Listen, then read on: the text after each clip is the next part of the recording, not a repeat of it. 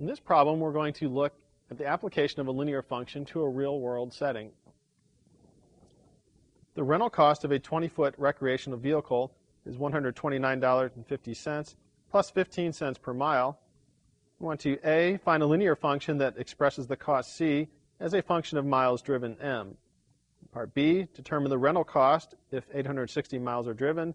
And in Part C, determine the number of miles driven if the rental cost is $213.80. In Part A, we're looking for a linear function that expresses the cost in terms of the number of miles driven. If we think that our total cost is always equal to our fixed cost plus our variable cost, we can look back at the problem and determine what our fixed costs are and our variable costs are to get an equation or a function for our total cost. We're writing a function C in terms of the number of miles driven M. For fixed costs, we look back and see that the rental cost is $129.50. That's fixed. So we'll write 129.50 plus there's a 15-cent per mile charge in addition to the rental fee of $129.50. So we'll write plus 0.15 times M, where M is the number of miles driven. So our cost function is C of M equals 129.5 plus 0.15 times M, and this is cost in dollars.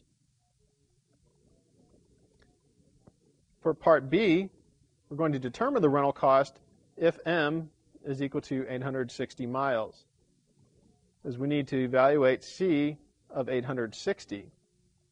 So it'll be 129.50 plus 0.15 times 860. If we evaluate that, we get 258.50. So the rental cost for 860 miles is $258.50. In our last part C, we want to determine the number of miles driven if the rental cost is $213.80. That is, we need to solve C of M is equal to 213.80. So here we know the cost, and we're trying to determine what the value of M is equal to.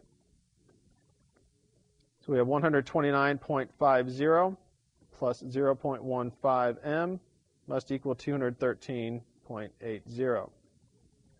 We'll go ahead and subtract 129.5 from both sides. Get 0.15 M is equal to 84.3. Then we divide both sides by 0.15 to get M is equal to 562.